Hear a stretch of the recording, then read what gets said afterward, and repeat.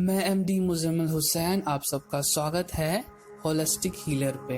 तो पिछले सेशन में हम समझ रहे थे फ्रैंकल एक्सरसाइज के बारे में। फ्रैंकल एक्सरसाइज किसने शुरू की, किसने डिस्कवर की और इसके क्या क्या कॉजेज़ थे।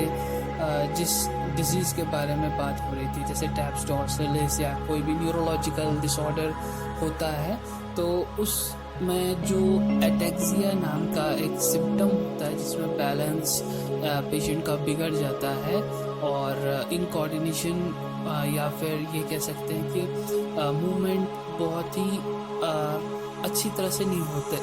अगर लेमन की लैंग्वेज में समझें कि उनके जो हाथ पैर है अच्छी तरह से काम नहीं करते हैं।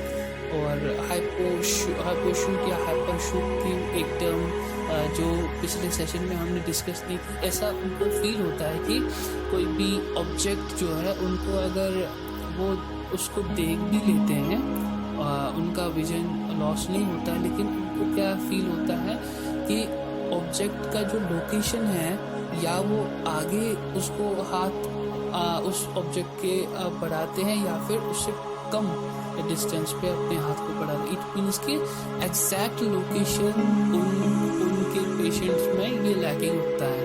तो ये भी आप समझ गए होंगे। आज हम कोशिश करेंगे जो फ्रैंकल एक्सरसाइज जो प्रोफेसर हेनरिच सेबास्टियन फ्रैंकल ने 20th सेंचुरी के आखिर में इसको इंट्रोड्यूस किया था। उसमें एक पेशेंट के बारे में भी एक स्टोरी मैं बताना चाहता हूँ कि उन्होंने कैसे समझा कि ये इसको हम कंटिन्यू कर सकते हैं। एक पेशेंट आया था, उनको भी यही एटेक्सिया प्रॉब्लम सिम्टम था। तो एक टेस्ट होता है इंडेक्स फिंगर टू नोज, यानी फिंगर टू नोज एक टेस्ट होता है जिसमें जो डॉक्टर होते हैं वो उनको एक टेस्ट, सिंपल सा टेस्ट करने को बोलते हैं कि अपना राइट इंडेक्स अपने टिप ऑफ द नोज के ऊपर टच कीजिए। और ये पेशेंट से नहीं हो पा रहा था। और उसके बाद सिमिलरली जैसे कि 1-2 महीने के बाद फॉलो अप करने के लिए पेशेंट को जब भी वो आया था नेक्स्ट टाइम, तो उसमें एच फ्रैंकल बहुत ही एक हैरान हो गई कि वही जो एक्टिविटी थी वो बखूबी कर रहा था पेशेंट। तो फिर एच फ्रैंकल ने उनसे कहा कि ये कैसे आप कर पा रहे हो, यानी उंगली को, अपनी इंडेक्स को कैसे टिप ऑफ द नोज के ऊपर आप टच कर रहे हो। तो उन्होंने कहा कि जैसे कि मैं ये समझ रहा था एज ए चैलेंज और मैं बार बार इसकी कोशिश करता था घर पे। और यहाँ से फिर एक आइडिया उनके दिमाग में आया और उन्होंने इसके ऊपर बहुत समय तक रिसर्च की और यही समझे कि ये जो अगर जो भी एटैक्सिक पेशेंट्स होते हैं, इनकोऑर्डिनेशन जिनकी लैकिंग होती है, उनके लिए अगर हम सबसे पहले कंसंट्रेशन, अटेंशन और प्रोग्रेशन और रिपीटिशन, ये अगर हम बार बार उनके ऊपर करें तो वो उनकी रिकवरी हो सकती है। और मैंने पिछले सेशन में भी बात की थी कि 20,000 रिपीटिशन से लेकर 40,000 रिपीटिशन तक अगर हम वो करेंगे, मूवमेंट करेंगे बार बार पेशेंट के ऊपर, तो रिकवरी पॉसिबल है। और ये हम डिस्कस कर चुके हैं। और एक और पॉइंट जो मुझे इम्पोर्टेंट लगता है कि आप एक इमेजिन कीजिए और ये इसको याद रखिए कि साउंड, साइट एंड टच, यानी पेशेंट को हमें बाकी सेंसरी ऑर्गन्स के साथ डील करना है। तो अब इस सेशन में हम कोशिश करेंगे, कुछ एग्जांपल्स है फ्रैंकल एक्सरसाइज कि हम कैसे कर सकते हैं। और मैं कोशिश करूँगा कि आपको बगैर प्रैक्टिकल किए हुए कि समझ आ जाए कि एक्सरसाइज कैसे पैटर्न की है। जैसे मैं उन स्टूडेंट्स के बारे में बात करूँगा कि जिन्होंने टर्मिनोलॉजी अच्छी तरह से कवर अप की है और उनको समझने में कोई दिक्कत नहीं होती। और बाकी स्टूडेंट्स भी अपनी जो एनाटॉमी की जो टर्म्स हैं वो अच्छी तरह से समझ लें, उसको बार बार पढ़े और अपने दिमाग में एक खाका तैयार कर लीजिए। तो जनरली हमने पिछले सेशन में भी एक बात की थी कि जो हम फ्रैंकल एक्सरसाइज करेंगे ये बड़े बड़े जॉइंट्स के लिए पहले करेंगे, उसके बाद बाकी छोटी छोटी जॉइंट्स के लिए, है ना। क्योंकि जो बड़े जॉइंट्स होते हैं वो जल्दी जल्दी रिकवर होते हैं एज कम्पेयर टू छोटे छोटे जो हमारे रिस्ट जॉइंट है या आईपी इंटरफेरेंशियल जॉइंट्स है ना, या मेटाकार्पोफेरेंशियल जॉइंट, ये जो छोटे छोटे जॉइंट्स है ये इसमें रिकवर होने में टाइम लगता है, तो इसीलिए हिप जॉइंट से शुरू करेंगे। और मैंने पिछले सेशन में बात की थी कि साउंड से हम सुनने से यानी कमांड देना, फील करना, टच से फील करेंगे और देखेंगे पेशेंट को, इसीलिए उस पोजीशन में रखेंगे जिस पोजीशन में अपनी लिम्स को मूवमेंट करते हुए देखेंगे। तो सबसे पहले अगर हम हिप जॉइंट की बात करेंगे, सुपाइन लाइन में या हाफ लाइन समझ लीजिए कि उसमें अपर बैक थोड़ा सा रेज्ड है ताकि वो अपने लिम्स को देख सकें, है ना। तो सिंपल अबडक्शन एडक्शन यानी पैर स्लाइडली स्लाइड करके प्लेन से हल्का सा बाहर जाएगा और वापस मिड लाइन में टच करेगा। तो ये बार बार पेशेंट को बताना है, सर जी या मैडम जी आप अपने पैर को बाहर की तरफ लेके जाइए, वेरी गुड, और वापस लेके आइए। तो यही रिपीटेशन बार बार कराएंगे, है ना। तो ये एक एक्टिविटी है, यानी एक हिप का एक जो अबडक्शन एडक्शन है वो है। तो सबसे पहले हमें ये दिमाग में रखना है कि जो लेग होगी पूरी तरह से एक सपोर्ट रहेगा, प्लिंथ का या बेड का एक नीचे से सपोर्ट रहेगा। एक इसमें एलिमिनेशन ऑफ ग्रेविटी भी होती है ताकि मूवमेंट मतलब अगर मूवमेंट में कोई वीकनेस है, हल्का सा वाइब्रेशन हो रहा है या एक हाइपोटोनिसिटी टाइप का एक हो रहा है, टोन बढ़ रही है, तो उसमें क्या है कि आप भी थोड़ा सा सहायता दे सकते हैं। अगली एक्टिविटी है one hip and knee flexion and extension, यानी पेशेंट हाफ लाइन में रहेगा और हील एक स्लाइड करती हुई हमारे बॉटम टू ऊपर यानी नीचे से ऊपर की तरफ स्लाइड करते करते, जिसमें उसका पेशेंट का हिप फ्लेक्शन में जाएगा और उनका हिप भी फ्लेक्शन में जाएगा और नी भी फ्लेक्शन में जाएगा, और उसी तरह से सेम वापस की तरफ से स्लाइड करते हुए हील को नीचे की तरफ, जिसमें हिप का एक्सटेंशन और नी का भी एक्सटेंशन होगा। और जो पोजीशन है उसको पेशेंट मतलब जो थेरेपिस्ट है वो उसको अच्छी तरह से इंश्योर करेगा। अगर बात करते हैं विजुअली इंपेयर्ड थेरेपिस्ट की, वो हाथों से भी फील कर सकते हैं पेशेंट की जो पोजीशन है, रोटेशन में तो नहीं जा रही है, क्योंकि ये सिर्फ फ्लेक्शन एक्सटेंशन करना है हिप जॉइंट और नी जॉइंट का। अगर हल्का सा टेढ़ा हो रहा है तो उसको हम अपने हाथों की मदद से ठीक कर सकते हैं। अच्छा, अब है लेग रेजिंग टेस्ट हम कैसे कर सकते हैं।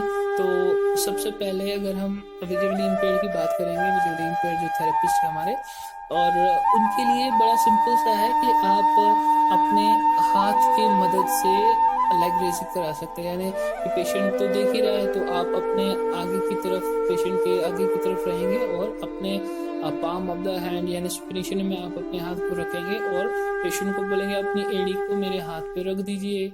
उसके बाद जैसे रख दिया और आपने दूसरे हाथ की जो हथेली है और ऊपर की तरफ लेके गए, यानी पहले 0 से 30 डिग्री, उसके बाद 45 डिग्री, उसके बाद 60 डिग्री, और धीरे धीरे करके आप 90 डिग्री या उससे अधिक अगर जा सकता है पेशेंट का पैर तो लेके जा सकते हैं। उसी तरह सिमिलरली नीचे पहला हाथ नीचे आएगा, पेशेंट को बोलेंगे कि अब आप अपनी एड़ी को मेरे दूसरे वाले हाथ पे रख दीजिए।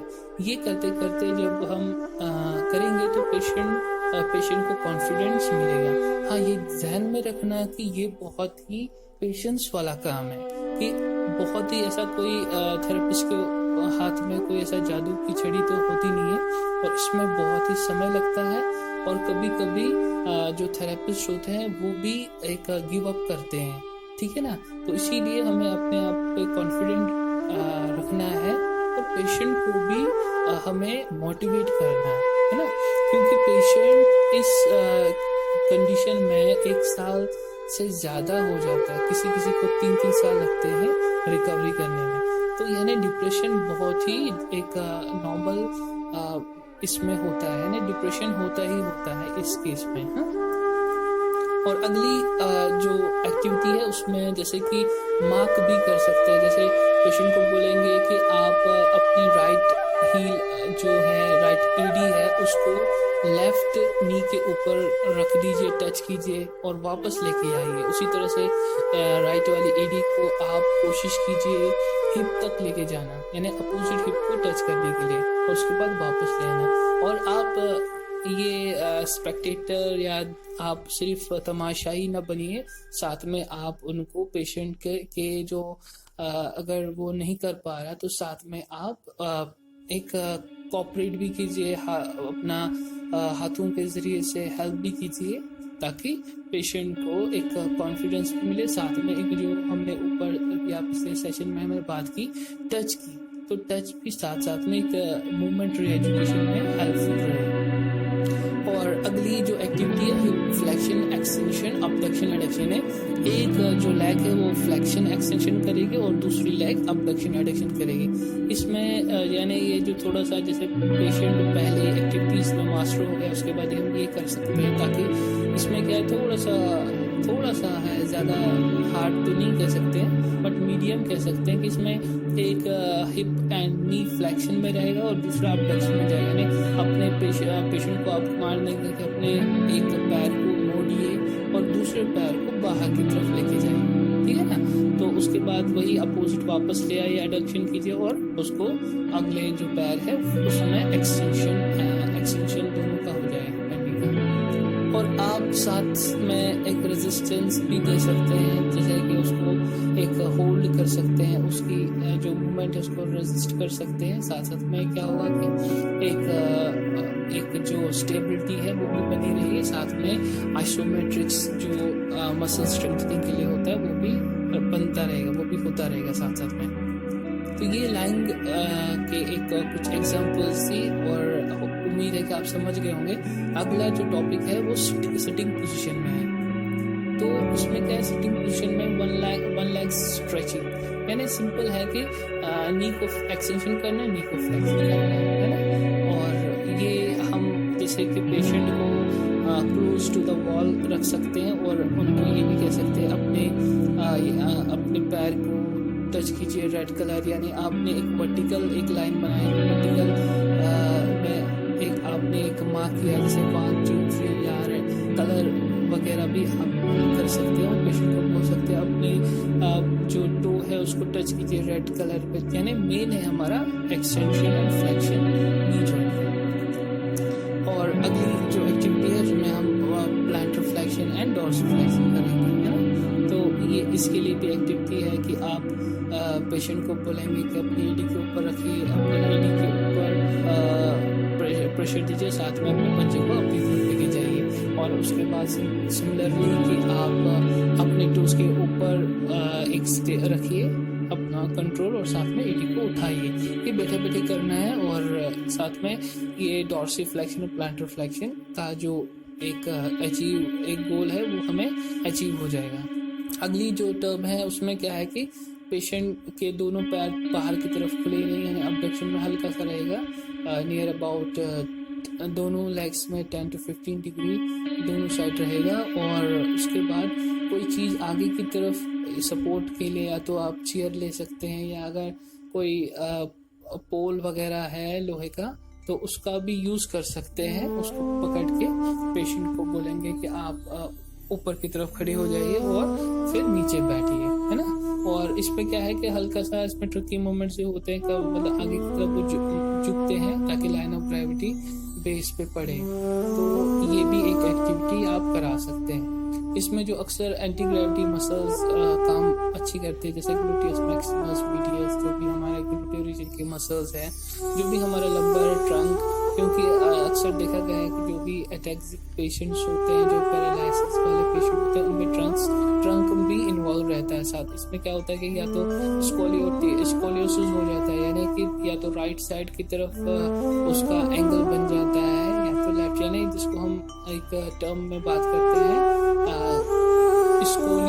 स्कोलियोसिस में क्या होता है कि जो वर्टिब्रल कॉलम है, जो हमारी स्पाइन है, तो वो या तो दाईं तरफ या बाईं तरफ, मतलब एक हल्का सा मुड़ जाती है।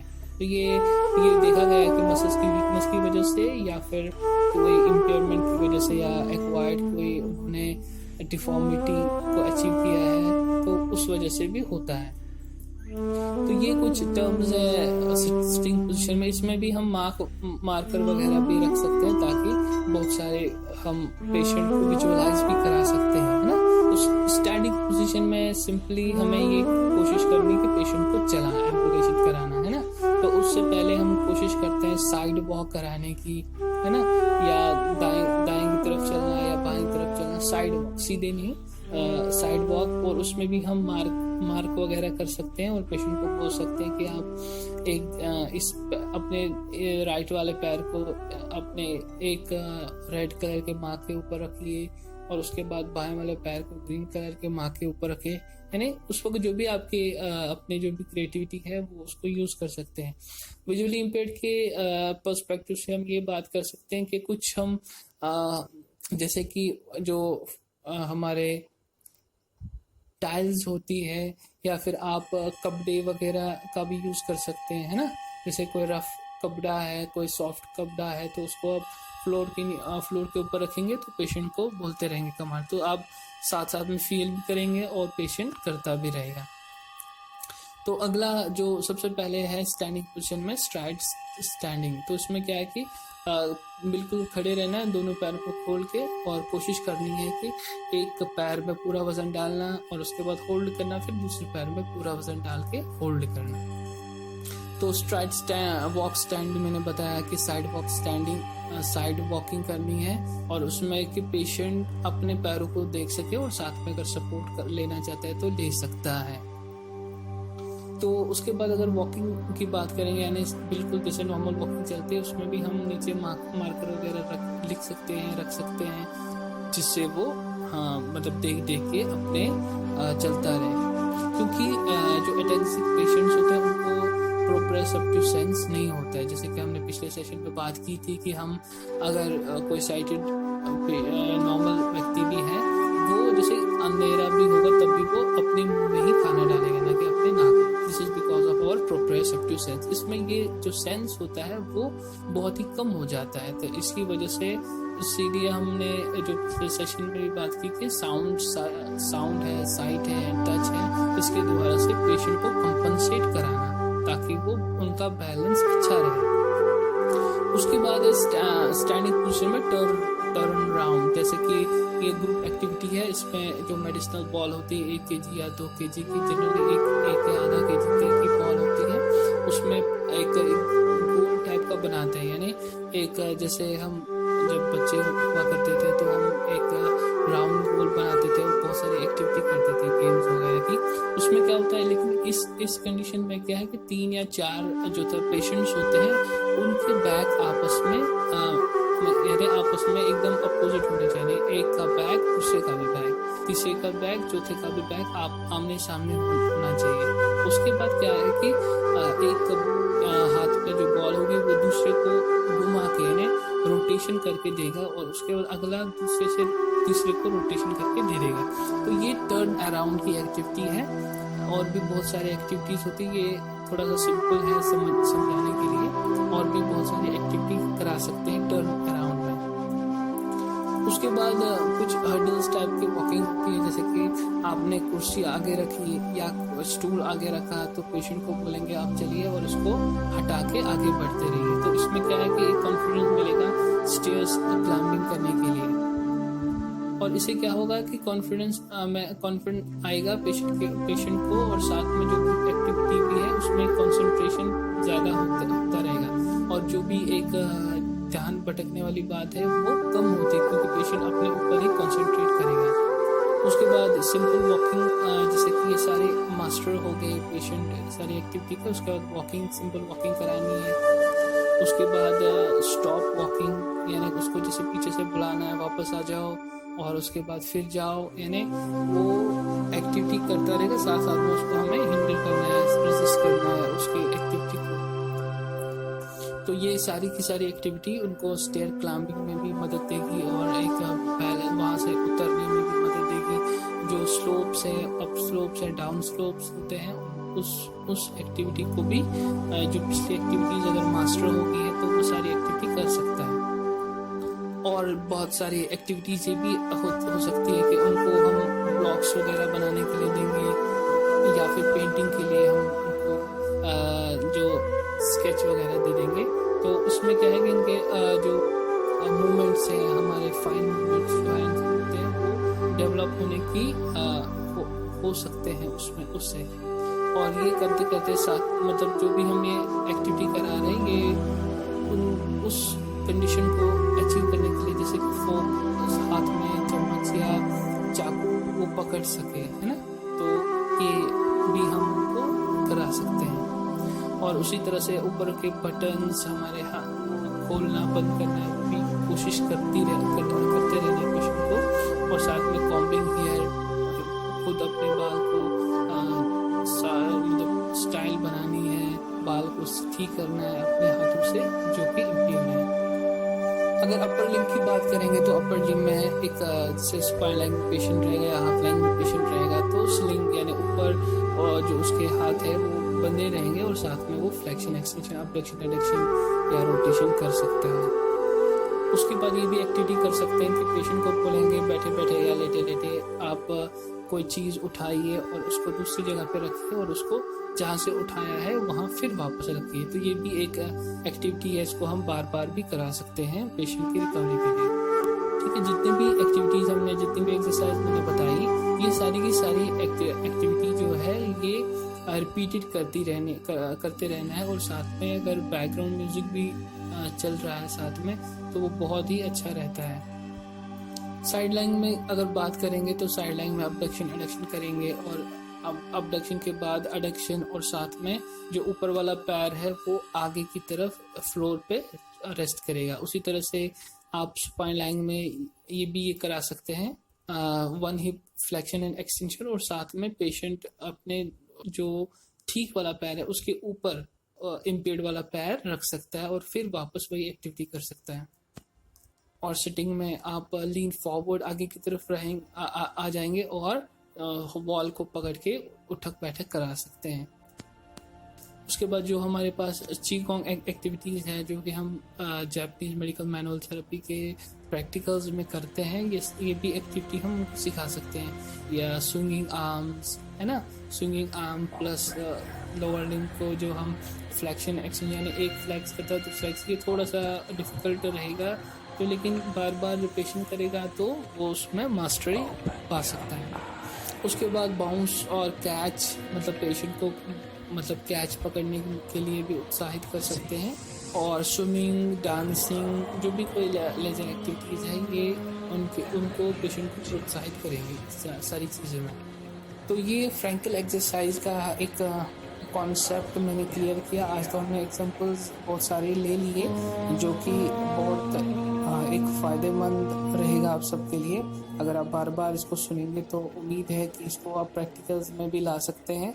और अगर ये आपके दिमाग में आ गया तो बहुत सारे डिजीज़ को आप इसी फ्रैंकल एक्सरसाइज से, यानी जो भी न्यूरोलॉजिकल डिसऑर्डर्स है उसमें से मैक्सिमम पेशेंट्स को ये एटैक्सिया रहता है। तो अगर आप समझ गए इस एक्टिविटी को, इस एक्सरसाइज के पैकेज को, तो आप बखूबी पेशेंट की रिकवरी आप बढ़ा सकते हैं। साथ साथ में जो भी हम मैनुअल थेरेपी देंगे और उसमें उसके साथ साथ अगर हम ये फ्रैंकल एक्सरसाइज भी करेंगे तो बहुत ही रिकवरी में इंक्रीज आपको मिलती रहेगी।